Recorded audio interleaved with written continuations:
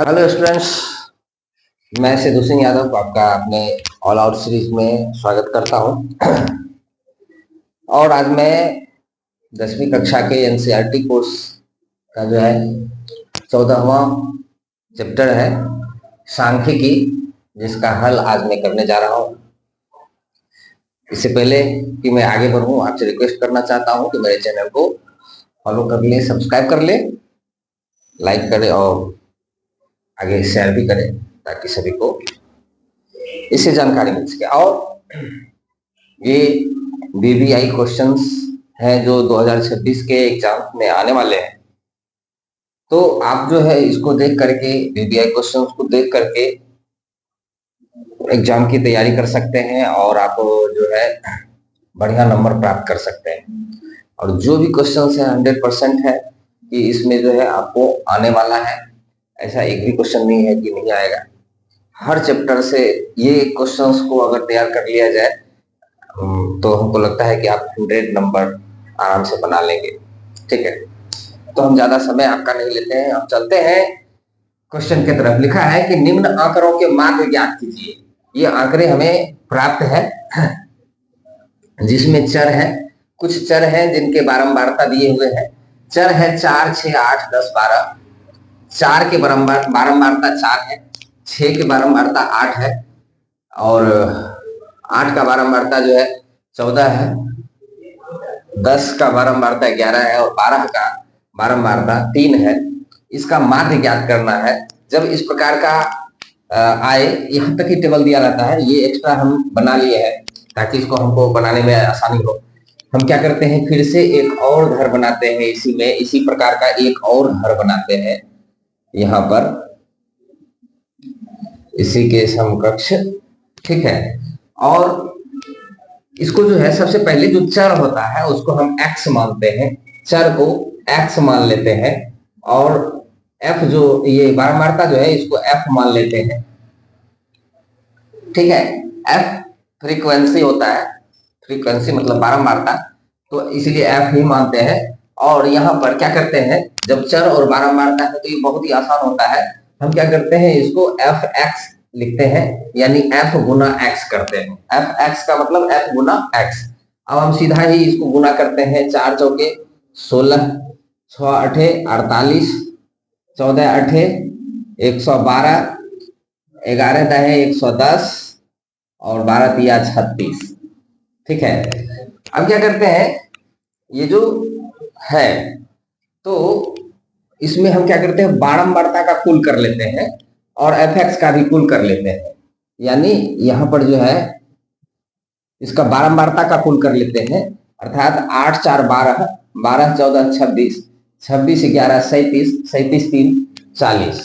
बारंबारता का कुल जो है ये 40 है और इसका भी हम कुल कर लेते हैं, जैसे 6 2 8 8 16, 16 6 22 के 2 बाकी 2, 3 2 5 1 6 7 7 4 11 11 1 12, 12 का 2 बाकी 1 1 1 2 1 3।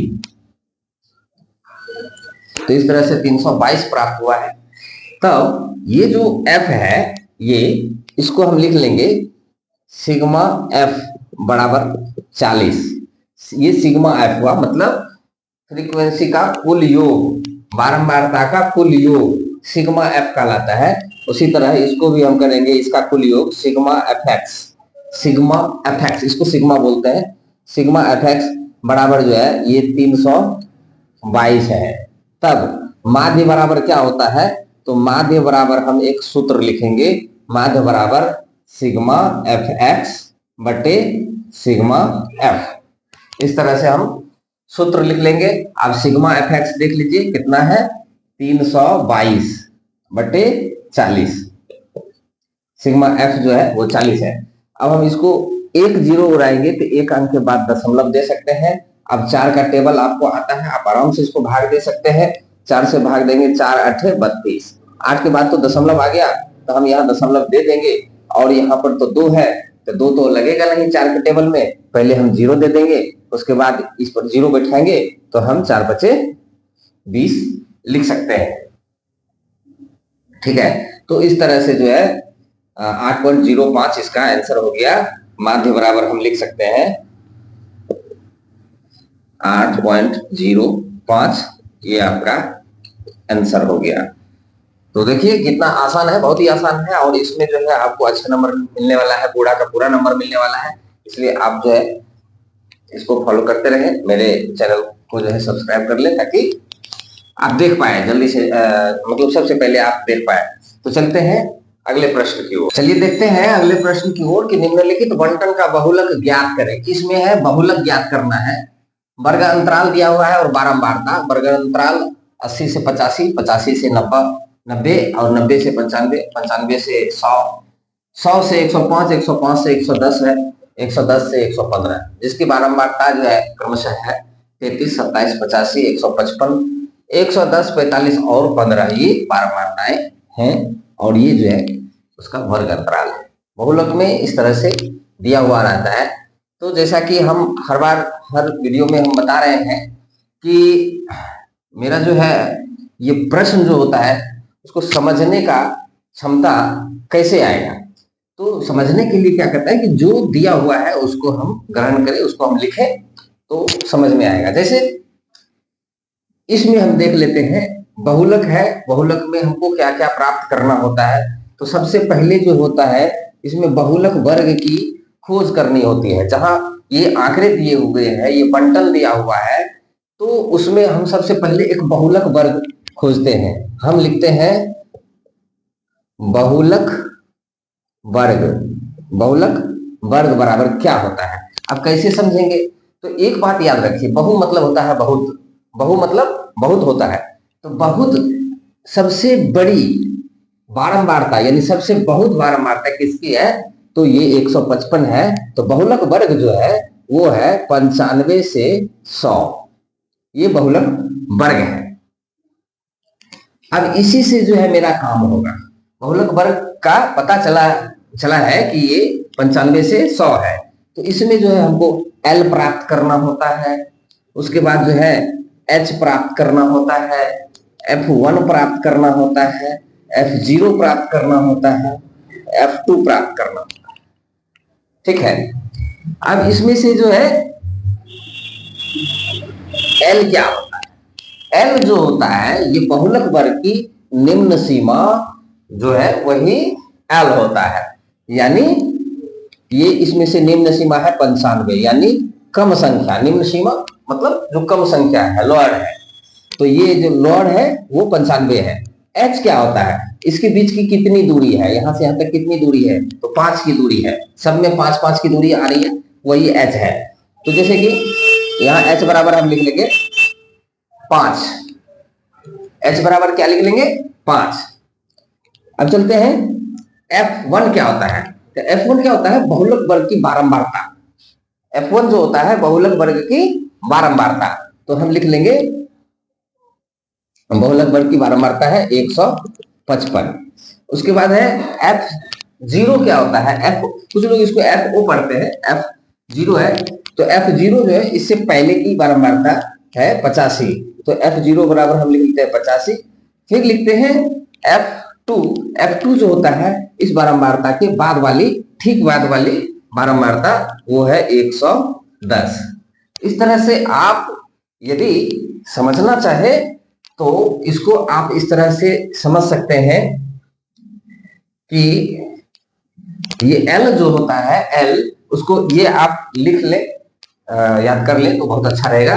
L किसको कहते हैं? तो बहुलक वर्ग की निम्न सीमा, यहां पर नहीं हटेगा, यहीं पर हम लिखते हैं L जो होता है बहुलक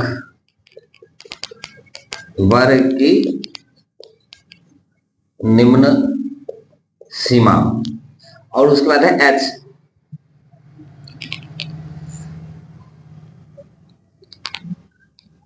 वर्ग अंतराल की दूरी, वहीं पर आता है F1, वन, छोटी एफ आता है, एफ वन जो होता है बहुलक वर्ग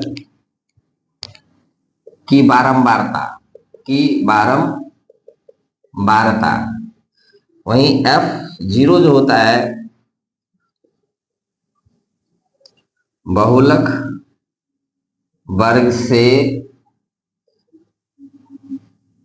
ठीक पहले वाली बारंबारता। और F2 जो होता है वो होता है बहुलक वर्ग के ठीक बाद वाली बारंबारता। ठीक है, तो इस तरह से हमको ये प्राप्त है। अब हम क्या करते हैं, अच्छा कहीं कहीं ये जो h है, h को कहीं कहीं i भी लिखा हुआ रहता है, तो उसमें घबराना नहीं है, h के जगह पर i लिख दिया जाता है। अब चलते हैं कि बहुलक बराबर क्या सूत्र होता है। बहुलक बराबर होता है L plus F1 minus F0 बटे, L को अलग लिखना है, ये अलग लिखना है, बटे 2F1 minus F0 minus F2 और इनटू H। ठीक है, इस तरह से इसका सूत्र होता है। चलते हैं इस सूत्र पर, हम लिखते हैं कि L बराबर क्या है। यहां देख पा रहे हैं L बराबर 95 है, हम लिख लेंगे 95 प्लस F1 क्या है, हम इसको ब्रैकेट में ले लेते हैं। F1 क्या है, F1 यहां देख पा रहे हैं 155 है, 155 माइनस F0 जो है 85 है, तो हम यहाँ 85 लिख देंगे, बटे 2F1 है, 2 गुना F1 155 है, 155 माइनस F0 85 है, तो हम 85 लिख देंगे, माइनस F2 है जो 110 है, 110 भी लिख देंगे, गुना H आपका है 5, तो हम यहाँ 5 लिख देंगे। अब इसको हम हल कर लेंगे। हल करने के लिए सबसे पहले हम क्या करते हैं,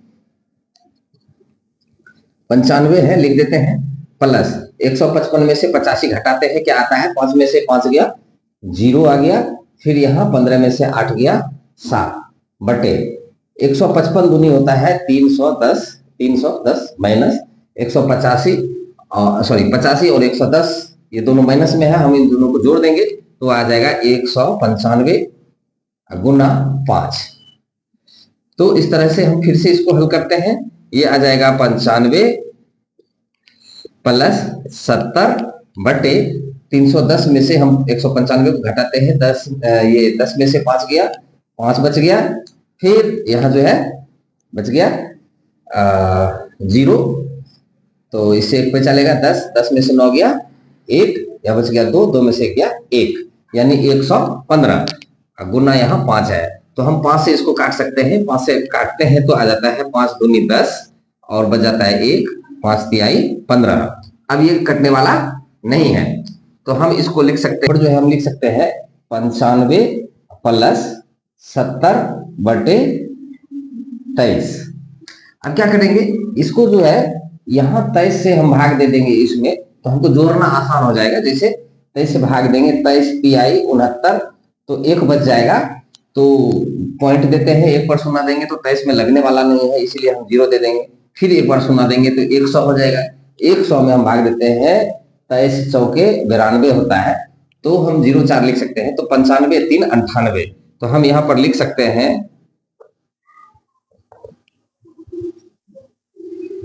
बहुलक बराबर 95 3 98.04, ये आपका आंसर हो गया। तो इस तरह से आप देख पा रहे हैं, इसको मतलब याद करना बहुत मुश्किल नहीं है, इसलिए आप इसको अच्छे से देख लें, अगर चाहे तो इसको फिर से देख लें और जो है इसको सेट कर लेना है दिमाग में, जिससे कि आपको कभी जरूरत पड़े तो आप भूले ना।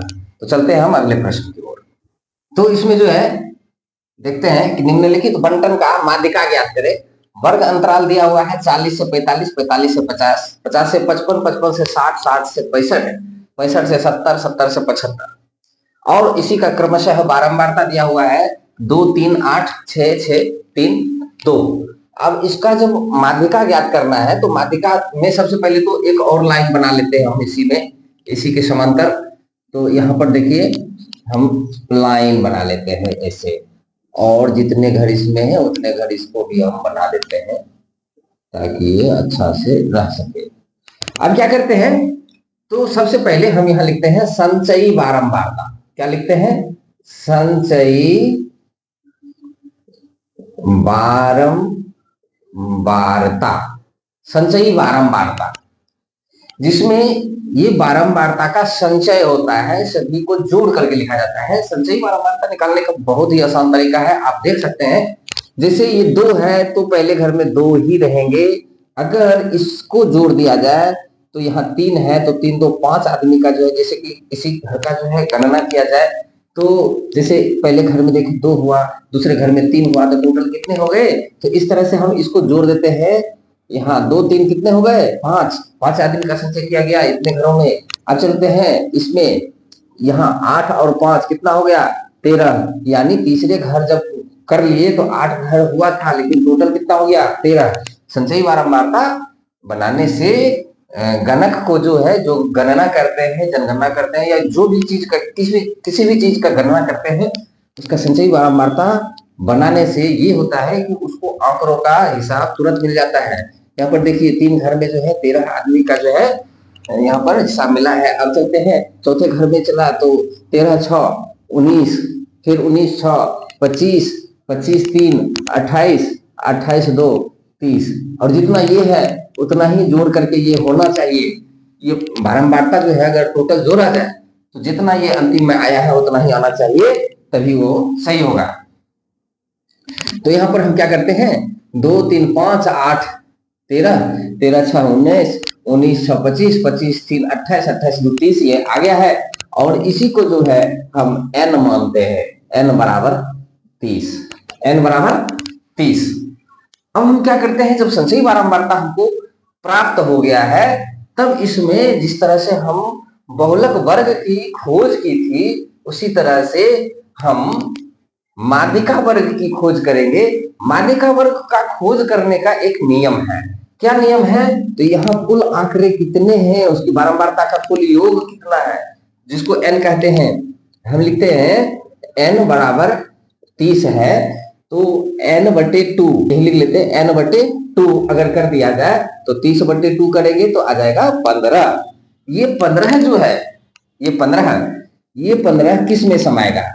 इसमें तो 15 आदमी नहीं पूरा था, इसमें भी 15 आदमी नहीं पूरा था, इसमें भी 15 नहीं पूरेगा, इससे ऊपर और इससे नीचे इसमें 15 पूरेगा, इसमें 15 पूरेगा। तो कहोगे इसमें भी तो 15 आ सकता है 25 के नीचे, तो नहीं, 25 के नीचे इसलिए नहीं आएगा, 25 में जो है इसमें 19 से ज्यादा और 25 तक ही समा सकता है, यानी 20 से 25 तक यहाँ समा सकता है, इससे ज्यादा नहीं। इसमें जो है 14 से 19 तक समा सकता है। तो ये हमको n बराबर 15 आया। तो ये जो है इसका जो वर्ग होगा ये माध्यिका वर्ग होगा। तो हम लिख लेंगे माध्यिका वर्ग बराबर आ गया 55 से 60। अब जब 55 से 60 आ गया है तो हम यहां पर अब हम लिख लेते हैं L बराबर जो होता है निम्न सीमा, जिस तरह से बहुलक में किए थे निम्न सीमा यानी 55 आ जाएगा। फिर उसी तरह से चलते हैं, इसमें आता है बड़ी F। क्या आता है? बड़ी F। बड़ी F जो होती है इसके ठीक पहले वाली संचयी बारंबारता, इसके ठीक पहले वाले वर्ग की संचयी बारंबारता। तो संचयी बारंबारता जो है ये F 13 है। कितना है? 13 है। और अब क्या कहता है कि छोटी f जो होता है संचयी ये माध्यिका वर्ग जो है उसी का बारंबारता, तो ये है 6, ठीक है। और h जो है h, इसकी लंबाई कितनी है? तो 5 5 बढ़ रहा है, तो ये हो गया 5। यदि आप इसको फिर से समझना चाहे, जैसे L किसको कहते हैं, L बराबर माध्यिका वर्ग, माध्यिका वर्ग की निम्न सीमा, निम्न सीमा। इस पॉइंट को आप याद कर ले, इस पॉइंट को आप याद कर ले तो अच्छी बात रहेगी। जैसे F, F जो है ये माध्यिका वर्ग की, माध्यिका वर्ग के ठीक पहले वाले वर्ग की संचयी बारंबारता, संचयी बारंबारता। और छोटी f जो है ये है छोटी f माध्यिका वर्ग की बारंबारता, बारंबारता। वहीं h जो है h बराबर वर्गों की दूरी, वर्गों की दूरी, ये जो वर्ग की दूरी है होती है वो। तो इस तरह से आप समझ सकते हैं। अब चलते हैं कि माध्यिका बराबर सूत्र क्या होता है, माध्यिका बराबर क्या सूत्र होता है। तो हम लिखते हैं माध्यिका बराबर सूत्र। तो सबसे पहले होता है L प्लस n/2 माइनस बड़ी f बटे छोटी f इंटू h। ये भी बहुत हल्का है, आप इसको देख सकते हैं। L जो है वो है कितना है, L 55। तो आप इस तरह से इसको हल कर सकते हैं, 55 प्लस n/2, n/2 का मान हमको यहाँ 15 प्राप्त हुआ था, तो हम लिख सकते हैं 15 माइनस f जो है बड़ी f ये है 13, तो हम लिखते हैं 13 बटे f जो है f ये 6 है, हम लिखते हैं 6। अब इसको हम हल कर लेते हैं और गुना h है, गुना h जो है ये 5 है। हल करते हैं तो आएगा 55 बटे 55 प्लस 15 में से 13 गया 2 बटे 6 गुना 5। अब इसको अगर काटते हैं तो ये आता है 3 बार में, तब हम इसको लिख सकते हैं 55 प्लस 5 बटे 3। अब इस तरह के जोड़ को हम ऐसे जोड़ सकते हैं, 55 दिया करके ऐसे करके भिन्न का जोड़ कर सकते हैं, उससे आसान होगा। आप दशमलव में पहले जोड़ ले, 3 से काटते हैं 3 एकम 3 और बच जाता है 2, तो 3 छक 18, 3 छक 18, 3 छक 18, अब आते रहेगा 1.66। अब इसको आप लिख सकते हैं 55 1 56, 56.66। तो हम लिख सकते हैं माध्यिका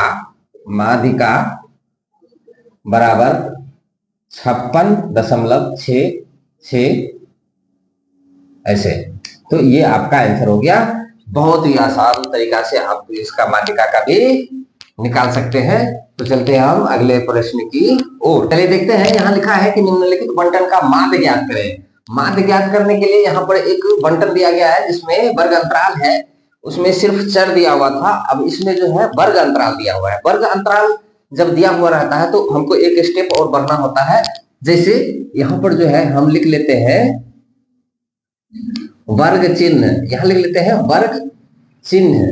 इस तरह का एक घर बनाते हैं, एक और घर बना लेते हैं जहां पर हम लिखते हैं f(x). तो यहाँ वर्ग चिन्ह जो होता है इसको हम x कहते हैं, बारंबारता तो f होता ही होता है। तो इस तरह से हम, अब वर्ग चिन्ह क्या होता है, तो वर्ग चिन्ह जो होता है ये दोनों को जोड़ के उसका आधा किया जाता है। अब जैसे देख लीजिए 5 है और 15, दोनों को जोड़ दिया जाए तो कितना हो जाएगा, 5 और 15 का जोड़ होता है 20, 20 का आधा होता है 10, तो यहाँ हो गया 10। अब दिन भर जोड़ते मत रहिए, आप क्या करना है, देखना है इसके बीच कितनी दूरी है। इसके बीच दूरी है 5 से 15 के बीच है 10 की दूरी, 10। तो अब 10 10 बढ़ाते जाए, जैसे कि यहाँ हम जोड़ेंगे भी तो उतना ही आएगा, 15 और 25 को जोड़ेंगे 40, 40 का आधा होता है 20। देख रहे हैं 10 10 बढ़ रहा है। अब 10 10 बढ़ा दीजिए, जोड़िए मत, यहाँ लिखिए 30, यहाँ लिखिए 40, यहाँ लिखिए 50 और यहाँ लिखिए 60, और इसको जोड़ के आधा कीजिए, इतना ही आएगा। तो ज्यादा दिमाग नहीं लगाना है, हमको परीक्षा में समय भी बचाना होता है, इसलिए जो है हम यहाँ क्या करते हैं, 10 है तो अब क्या करते हैं, यहाँ पर जो है इसको गुना करते हैं। यहाँ पर हम लिखते हैं एफ एक्स। क्या लिखते हैं, एफ एक्स। एफ एक्स का मतलब होता है दोनों को गुना करना, यानी 10 छके 60, 11 दूनी 22, यानी 220। अब जैसे कि 21 तिया 63, 630, 23 चौके 92, 920, 14 पचे 70, यानी 700, 60 पचे 300। अब इसको हम जोड़ लेते हैं, यहां लिख देते हैं कुल। क्या लिखते हैं, कुल। और यहां पर जो है हम जोड़ लेते हैं इन सबों को, इनको जोड़ते हैं 6 11 17, 17 21 48, सॉरी 38, 38 23, जो है 61, 61 14, 75, 75 5 80।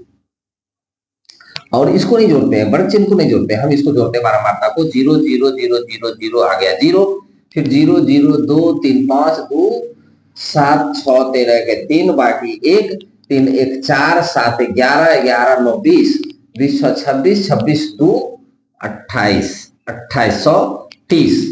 अब हम लिख सकते हैं यहाँ पर सिग्मा एफ बराबर 80 और सिग्मा एफ एक्स बराबर 2830। 2830 स्पष्ट लिख देते हैं। अब हम चलते हैं माध्य बनाने के लिए। तो अब चलते हैं, माध्य का सूत्र क्या होता है। माध्य बराबर होता है, अभी जैसा कि हमने पहला क्वेश्चन में लिखा था, सिग्मा एफ एक्स बटे सिग्मा एफ। तब सिग्मा एफ एक्स कितना है, सिग्मा एफ एक्स 2830 है, हम लिख देंगे यहाँ 2830 बटे सिग्मा एफ कितना है 80 है, हम 80 यहाँ लिख देते हैं। 0 0 खत्म हो गया, 8 से अब काटने में बहुत ही आसान हो जाएगा। 8 तिहाई 24, 4 बच जाएगा, हम इसको दे देंगे 43 हो जाएगा। 43 होगा तो 8 के टेबल में 8 बचे 40 आ जाएगा, बच जाएगा 3। तो 3 पर अगर 0 देते हैं 30 हो जाता है। 8 के टेबल में 8 तिया 24 आ जाता है। उसके बाद फिर बच जाता है उसमें 6, तो हम 6 पर 0 देते हैं 60 हो जाता है। 8 सते 56 हो जाता है, फिर 4 बच जाता है, 4 पर 0 देते हैं 40 हो जाता है, 8 बचे 40। तो इस तरह से जो है हम इसको काट करके लिख सकते हैं, यानी माध्य बराबर आप लिख सकते हैं 375। ये आपका आंसर होगा। देखिए माध्य इस तरह से निकालने में कितना आसान है, बड़ी ही आसान तरीके से आप इसको समझ सकते हैं। तो अब चलते हैं हम अगले प्रश्न की ओर। चलिए अब देखते हैं, यहाँ लिखा है कि यदि निम्न बंटन का माध्य 6 है, यहाँ पर पहले से दिया हुआ है माध्य 6 है, तो P का मान ज्ञात करें। इस प्रकार के प्रश्न से बहुत सारे छात्र घबरा जाते हैं, जो थोड़ा कमजोर होते हैं वो घबरा जाते हैं कि अब P का मान कह रहा है, क्या करें। तो देखिए छात्रों, जो स्टूडेंट है वो इस बात को समझिए। आप सबसे पहले जिस प्रक्रिया से बनाते हैं, आप पहले बनाना शुरू कर दीजिए। देखिए आपका हिसाब हो जाएगा और आपके दिमाग में भी आ जाएगा कि आपको क्या करना चाहिए। तो चलते हैं, इसको हम बनाते हैं। यदि निम्न बंटन का माध्य 6 है तो P का मान ज्ञात कीजिए। जिस तरह से आप बनाते हो उसी तरह से इसको भी बनाना है। यदि ऐसे इस प्रकार से दिया रहता है बंटन, तो हम यहाँ सबसे पहले लिखते हैं एफ एक्स। क्या लिखते हैं, एफ एक्स। यहाँ एफ एक्स लिखते हैं, जो कि यहाँ ये एक्स है और ये बारंबारता एफ है। तो एफ एक्स का मतलब इसको हम गुना करेंगे। 2 तिहाई 6, 4 दूनी 8, 6 तिया 18, 10 एकम 10। और ये जो है इसको गुना करने के लिए हम इसको गुना करते हैं दोनों से। इसको गुना करेंगे P से तो आ जाएगा 2P प्लस 2 बचे 10, यानी दोनों से गुना करना पड़ेगा। तो इतना लिख लिए। अब हम क्या करते हैं, इसको हम निकालते हैं बारंबारता का कुल और ये जो है एफ एक्स का कुल। तो बारंबारता क्या है, 3 2 3 1 2, 3 2 5, 5 3 8, 8 1 9, 9 2 11, 9 2 11, ये आ गया। अब दूसरा है, यहाँ पर इसका हम जोड़ करते हैं, सॉरी 3 2 5, हाँ ठीक है, 8 6 14, 14 18, 14 और 18 हो गया आपको 32, 32 10 42, 42 और इसमें जो अंक है उसको भी जोड़ दीजिए, 42 10 52। तो यानी इसको हम लिख सकते हैं 52 प्लस 2p। इस तरह से हम इसको लिख सकते हैं। अब हमको दिया क्या है, क्या प्राप्त हो गया है, तो यहाँ पर सबसे पहले हमको प्रश्न में दिया है कि माध्य बराबर, क्या दिया है, माध्य बराबर।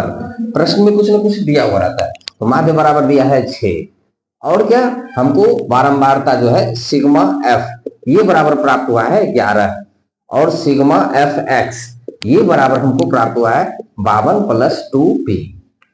अब हम चलते हैं आगे। आगे क्या, तो आगे है माध्य बराबर क्या सूत्र होता है, माध्य बराबर होता है सिग्मा एफ एक्स बटे सिग्मा एफ।